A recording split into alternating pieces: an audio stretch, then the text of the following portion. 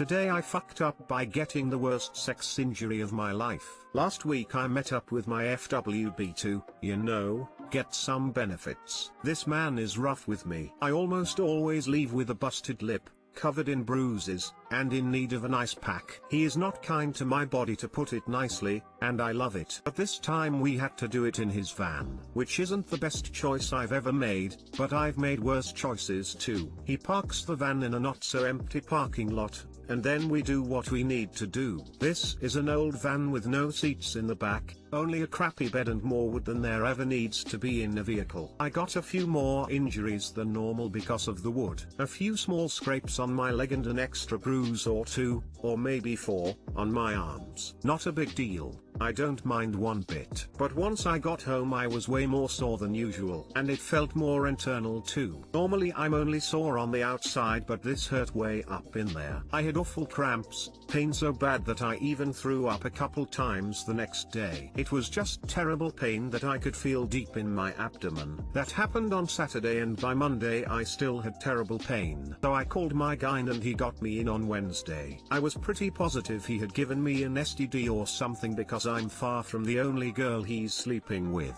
We used a condom, but still. I was so pissed off. I was absolutely sure I had contracted an STD for the first time in my 23 years of life. Anyways, doctor does a pap smear to check for STDs and a pelvic exam too. Hurt like a bitch. Then he basically says, "You have a badly bruised cervix. Who hurt you, and did you report it?" The bruised cervix coupled with my half-healed scrapes and bruises probably didn't look too good. I had to assure him that it was consensual, there's nothing to report, and everything's fine. STD screening came back clean. I didn't even know you could bruise the cervix. Now it's Sunday and I'm not in much pain anymore, thank God. Too long didn't read, had very rough sex in a van, ended up with a bruised cervix, and my doctor thought I got raped. Thank you for your cervix. My partner has also bruised my cervix. He almost took me to the hospital over it too. 100% awful. But it was a damn good time till it wasn't. Lol. No pain no gain, or whatever it is they say. Definitely a fun time until it wasn't. Lamau. As the owner of a once bruised cervix, can confirm, they hurt like a bitch. Every day on Today I fucked up I learn interesting things that I never knew could happen. I'm not even hung that heavy, so to speak, and when I'm on the low side of my weight range, I have to change my thrusting technique to prevent it in my wife. I lost 60 pounds over a 6-month period and had to change it up drastically after making her all but bedridden for a few days. In a van down by the river.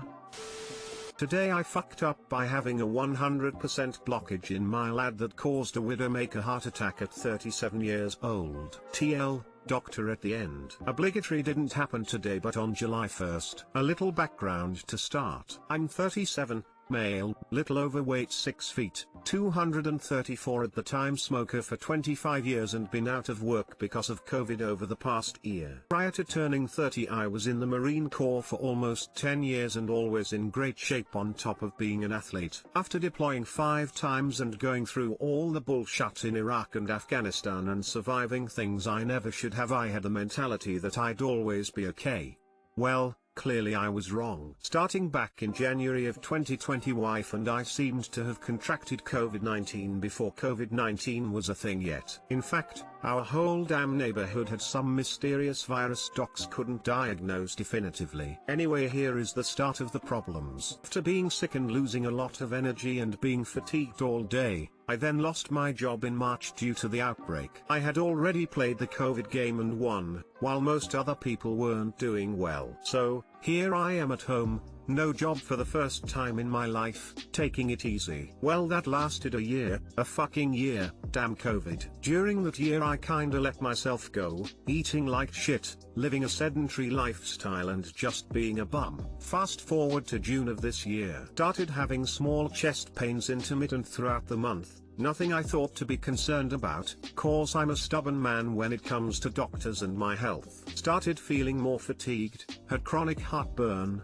and was getting winded and having trouble breathing. I figured all this was because I turned into a small Jabba the Hutt, smoking like a freight train lazy ass over the past year. I was wrong, well kinda. The heartburn, shallow breathing, fatigue and obvious chest pains were my heart not getting the 50% of blood the lad provides, so my body was literally screaming at me to stop. And like any educated 37 years old male who has been in relatively good health, I didn't listen, because, why would I?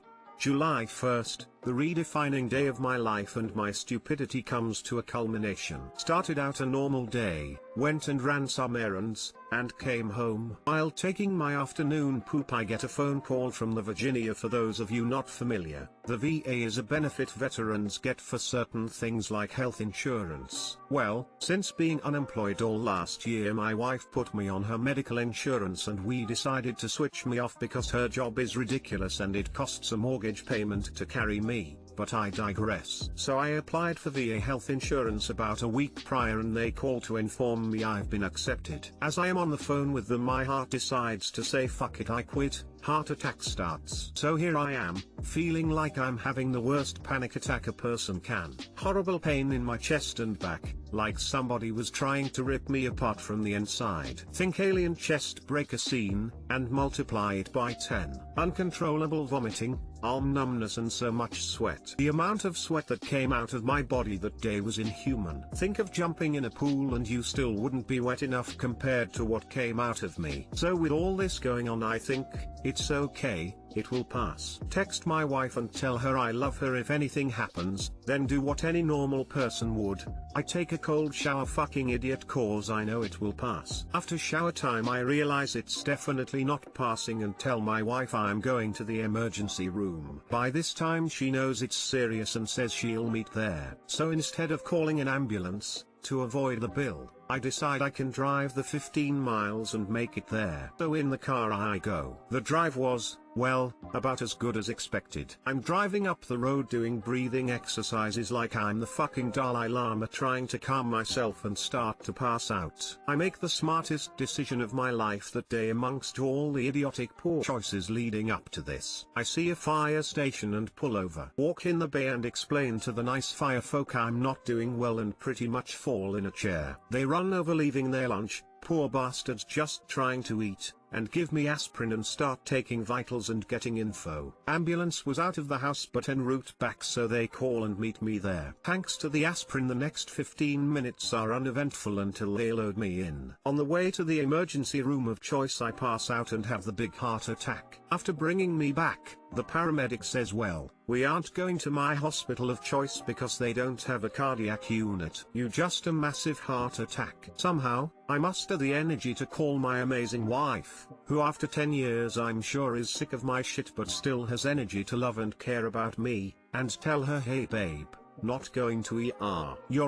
I just had a massive heart attack and we are going to a different hospital. Like that's not gonna scare her or freak her out. Lights and sirens on and screaming down the highway to get to the new hospital, fading in and out and just talking to God. Now, I was raised Catholic but haven't practiced in many years due to all the politics and the things I've seen on deployments during the wars. So to say my relationship with the Almighty has been tumultuous would be the understatement of the year. Anyway, make my peace with the good Lord and a very calming sense of reassurance that I'm going to die set in. Wasn't scared, wasn't sad, was just accepting of it. Then I thought about my wife and kids and thought to myself, nah, not today. I fought for about 10 more minutes to stay conscious until we reached the hospital. As we pulled in, a team, and I mean like a baseball team worth of nurses and doctors, was waiting. I'm wheeled into triage, poked and prodded and asked what was going on. All I remember I could say to the head woman talking to me was, tell my wife I love her if this goes south. Cliche as hell, but whatever. Out of triage down the longest hallway known to man,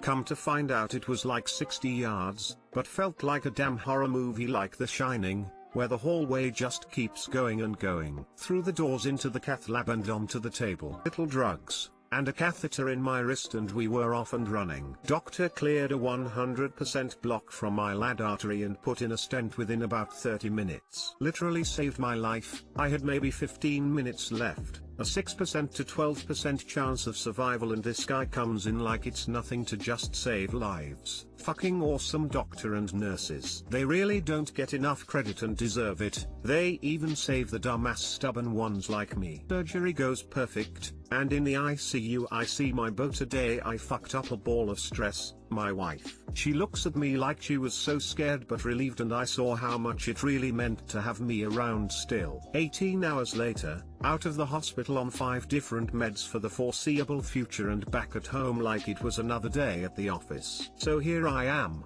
3 weeks later, sitting by the pool with my wife and kids, enjoying the second chance I've gotten. I've quit smoking, lost almost 15 pounds and exercising and eating better on a daily basis. Moral of the story?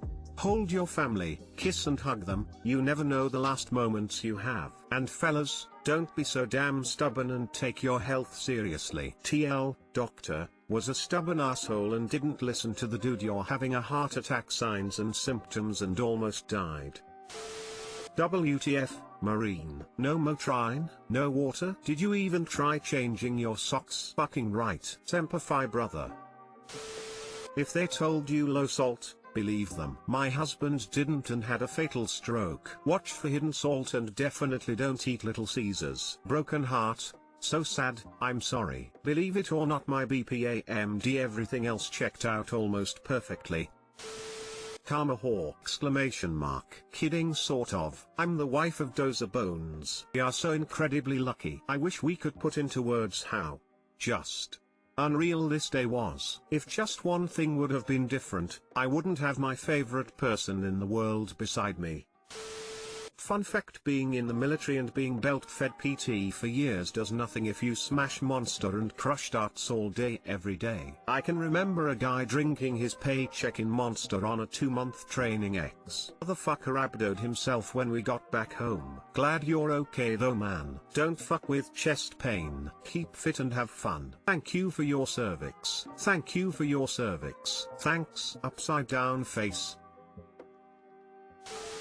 So instead of calling an ambulance, to avoid the bill, I decide to drive the 15 miles and make it there. I've been an EMT for about 14 years. It absolutely breaks my heart how often I have to hear this story. Healthcare in the country is fucked when you need to consider cost of a ride to the hospital during a life and death situation. I agree. My wife is in healthcare, we are insured. I'm just an idiot and stubborn. Thank you for what you do, you're a true hero.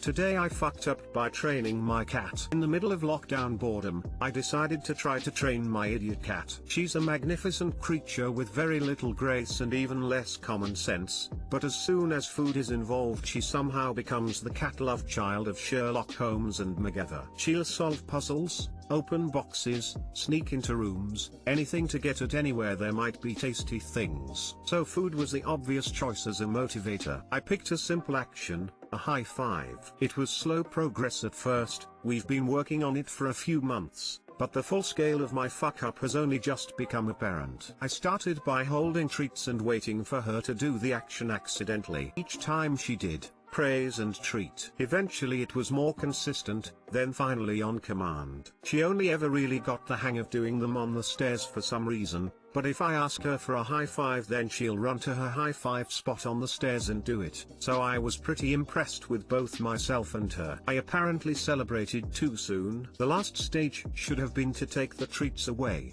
but I soon found out that if she does a high five and doesn't then get a treat, she screams until she gets one. And I don't mean just a little whining, it's a full-blown banshee wail that she can only have learned from the neighbor's toddler, because it is not a normal cat sound. So I stopped doing them unless it was treat time. A bit of a waste, but still cute when I actually want to give her a snack, right? Nope. Today, totally unprompted, she stood in the high five spot, staring at me like a fluffy potato possessed by a particularly ravenous gnome. I went over to pet her head, and she jumped up and gave me a perfect high five before I could whip my hand away. She paused for a few beats, looking pleased. She has pressed the magic snack button and so food is imminent. When she realized I wasn't reaching for the treat tin, the screaming began. She has effectively found a way to trick me into endless treats. because there is no way I can survive the noise for more than a few minutes. Lesson learned, you can't teach my dumb cat new tricks. At least not without her then using them for evil. TLDR, taught my cat how to do a trick, but instead taught her a life hack for getting endless treats out of me. She's lucky she's cute. I have 2 cats. Only one is an idiot.